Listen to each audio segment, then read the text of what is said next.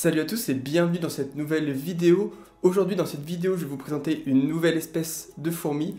Une que j'adore, que j'ai déjà eu une fois il y a quelques temps. Et je suis très content de vous la représenter aujourd'hui. Tout simplement parce que cette espèce elle est très belle, elle a des super belles couleurs. Elle est agressive, elle se développe plutôt rapidement. Il n'y a pas tant que ça de monde en fait qui en élève. En tout cas en France et de ce que je peux voir comme blog etc.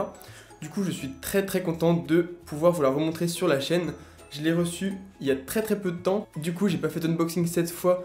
Si jamais ça vous manque, n'hésitez pas à me le dire, la prochaine fois je l'ouvrirai en vidéo. En tout cas j'espère que cette vidéo va vous plaire, ça sera aujourd'hui une petite vidéo très rapide, très brève juste pour vous la présenter. Et bien sûr on va voir aussi le déménagement dans un nid. J'espère que vous allez kiffer, n'hésitez pas à liker, à commenter.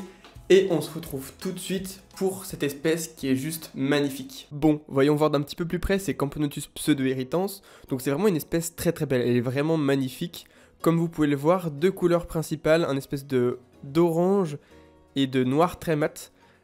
Suivant les ouvrières, si c'est des minors ou des majors ou des médias, les couleurs sont bien sûr un petit peu différentes. Les ouvrières sont totalement orange, c'est clairement magnifique à voir. Bien sûr, on verra un petit peu mieux tout à l'heure dans la suite de la vidéo. Je ferai un petit peu de macro parce que je sais que vous adorez ça et j'adore ça aussi.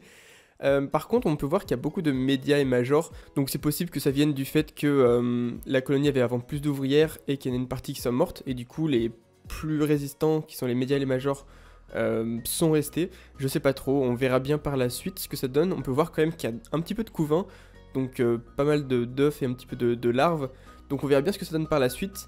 Niveau des conditions, c'est un petit peu compliqué sur certains points parce que sur internet il y a peu de fiches d'élevage et surtout les conditions sont assez pas d'accord entre elles. Ça veut dire que des fois ils disent pas de diapose, des fois ils en disent une. Du coup ce que je vais faire c'est une petite diapose, donc une petite baisse de température pendant à peu près 2 mois suivant comment là ça se passe. Donc là on peut voir leur couleur qui est juste magnifique. Dès qu'on met de la lumière sur beaucoup d'espèces comme les Camponotus, Nicobarensis ou pseudo-irritans ou autres, ça change totalement la façon dont on peut les voir, dont les couleurs ressortent. Et je vous conseille clairement, si vous avez ce genre d'espèce, de mettre un petit peu de lumière dessus pour voir ce que ça donne.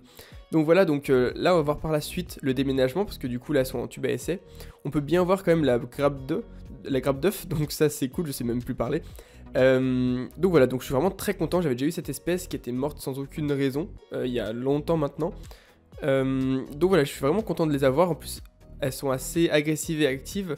Là on le voit pas trop, on verra par la suite ce que ça donne. Là j'ai décidé de les réchauffer un petit peu quand même pour voir si elles veulent se mettre en diapose maintenant ou si je voulais plutôt attendre le mois de décembre, janvier. Bon, maintenant qu'on les a bien observés, on va passer au déménagement. Faut savoir que le déménagement c'est vraiment pas un moment facile, des fois ça peut être très long, un peu compliqué ou quoi. J'espère en tout cas que là ça va bien se passer, que ça va aller vite.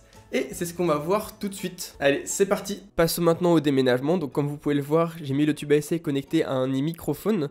Tout simplement parce que c'est un des derniers nids qui me reste, je commence à être un petit peu à court de nid. Et j'ai perdu le bouchon, je suis pas quelqu'un de très organisé comme vous pouvez le savoir. Du coup en attendant de le retrouver, j'ai mis un paquet de cartes dessus avec tout simplement une carte. Du coup comme vous pouvez le voir, il y a déjà une ouvrière qui est dans l'aire de chasse, enfin qui est même dans le nid. Mais il n'y en a qu'une seule, voire deux des fois, mais c'est pas très concluant. J'espère qu'ils vont pas mettre une semaine à déménager. Pour l'instant c'est mal parti. Je vous tiendrai au courant de toute façon sûrement sur la chaîne secondaire. En faisant une petite vidéo dans peut-être demain ou après-demain. En tout cas, elles sont très belles et c'est très cool de les avoir. J'espère juste qu'elles vont déménager, ça serait cool. Et pour le reste, je vous tiendrai au courant dans un prochain épisode, parce que là, je viens juste de les recevoir il y a peu. Donc, j'ai pas beaucoup d'infos de plus à donner. Si elles ont besoin de température dans les 25-26, mais ça c'est l'été, du coup c'est pour ça que je vais faire une petite baisse de température. Et à côté, vous pouvez voir toutes mes autres fondations et colonies que vous pouvez voir dans d'autres vidéos. Voilà, cette vidéo était assez courte, assez rapide. J'espère que vous avez apprécié. N'hésitez pas à commenter si vous avez des questions, si vous avez des problèmes ou quoi que ce soit, ou à me faire part de vos retours. J'espère en tout cas que vous avez kiffé cette vidéo et on va se dire à la prochaine. Allez, bye bye tout le monde.